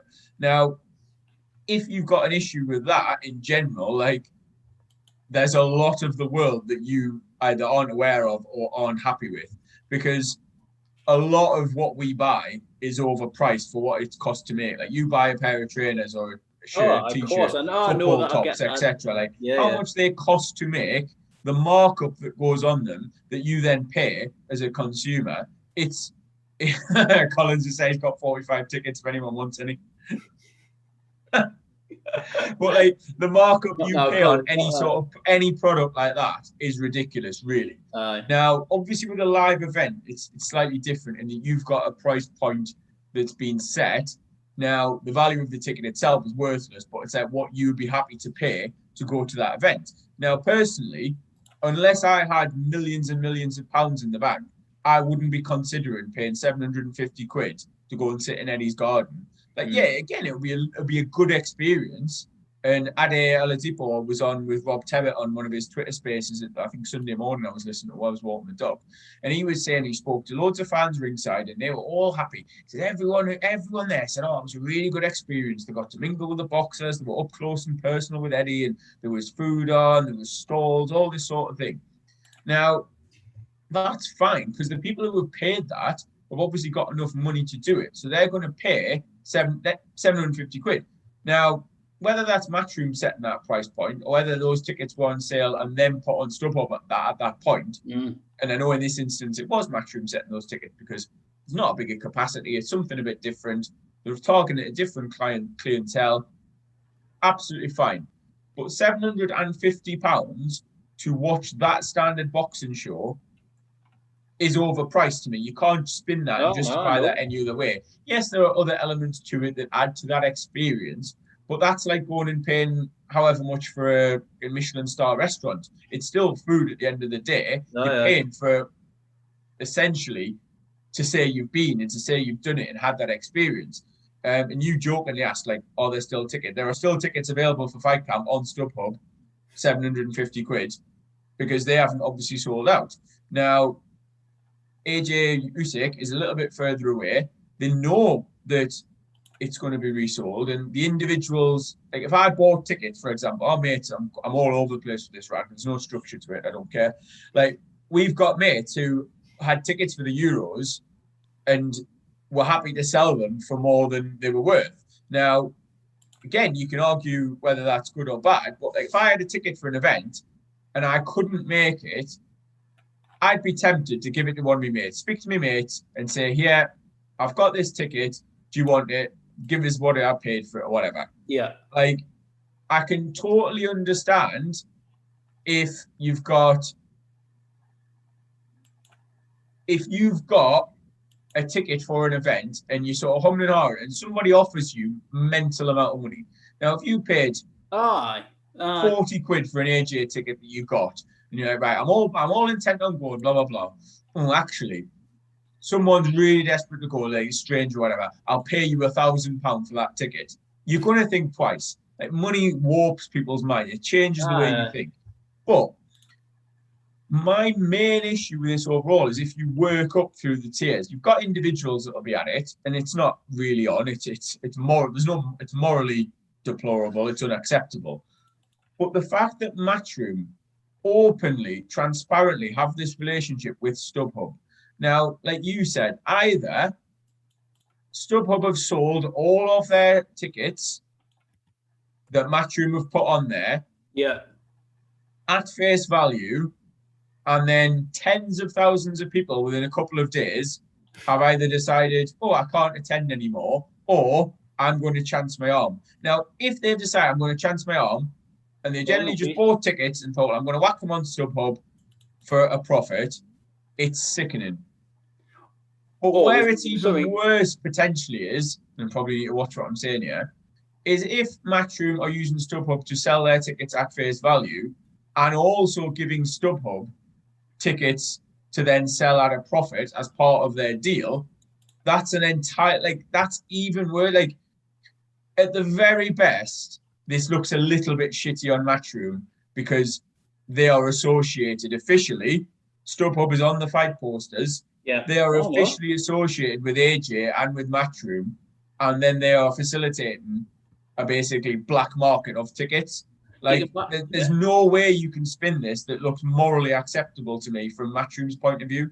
Well, you can buy general tickets. Like, you can go on StubHub now and buy a general face value ticket for Warwick and Laura, right? But my issue is that how can your seller be also the same person as your reseller? And like, I don't know, I just think it's a bit dodgy. And I think music, it used to happen in music a lot and probably still does, but like the live music industry is like trying to take steps to like combat it. You've got Twickets, which is a fan-to-fan resale site where you can only sell for face value. Do you know what I mean? You cannot tout people out for it. And which I don't know, is the bots that are on, software bots that are literally hoovering up these tickets when they go on sale and they're going straight on StubHub. Do you know, it's a whole shady network, I do imagine. Again, you have to watch what you say. But I don't know, it just makes us feel a bit uneasy, and it seemed like every media outlet was, oh my God, it's sold out today. And, we do that, we post press releases, I get it. But just, I don't know, it just got me back up, and I just think, like, it's nothing to be proud of. I think charging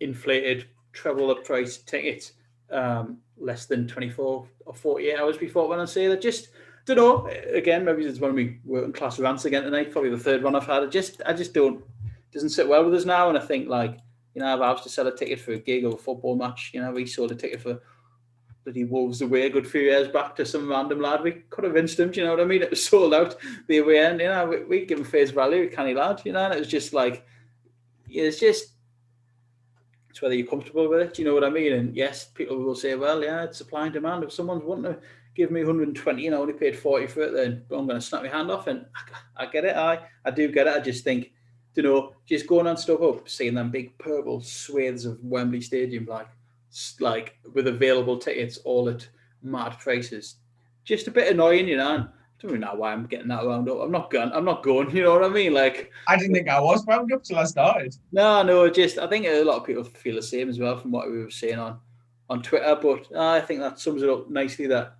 just maybe it's not our cup of tea, but just a bit annoying. That's all. I think you hit you hit on the fact that, like, it can be policed and it can be stamped out fairly easily. Yeah. Now, if you had to provide some idea or something when you're buying a ticket to say that it's you going to go, or right, like no, you can't go on a website or whatever and resell them for more than they can. Like, it can definitely be policed and it can be stopped, but I don't think there's any incentive financially for them to do it. Like, no, I dare say, and I'll suggest that Matchroom make more money doing it this way than they would making sure everything was sold at face value, and they've got the added marketing push of saying it's sold out within 24 hours. You know, if these tickets hadn't gone on, would that have happened? You know, there does seem to be a little bit like accountability from StubHub. Like, they're basically on the website, they say it's you know, it's safe. It's not like a faceless transaction and stuff like that. It's, you will get a ticket. If your ticket doesn't turn up, we'll sort you out. We'll do this, we'll do that. And it's like, okay, right, I get it's sort of looking after that housekeeping and that responsible. You know, it's not like maybe it's like eBay where I don't know, they do seem to, they look after the whole process for you. And I get that. And that's what they're encouraging. They call themselves reinvigorating the ticket market or something, and a completely safe way to sell and buy tickets, which fair enough if they're gonna look after the admin side of it. But it's just the fact of the inflated prices that annoyed me, and so soon after going on sale. Whereas I can imagine a lot of disappointed people missed out on Monday and Tuesday who couldn't get them at £40, at £60, at whatever. Who now? I looked on, like I was waiting in the queue for well over an hour, and it was yesterday just before lunchtime, so it was like late. I wasn't thinking, oh yeah, I'll definitely go, but I thought I'll have a look, see if we can get any, and it was like, as you said, nothing on. And then you posted the graphic, didn't you, of just how many sections still had oh, incredible, everywhere, basically had tickets available, like nearly everywhere. I'd say 85% of Wembley was probably had tickets available. But anyway, let's round on some positivity.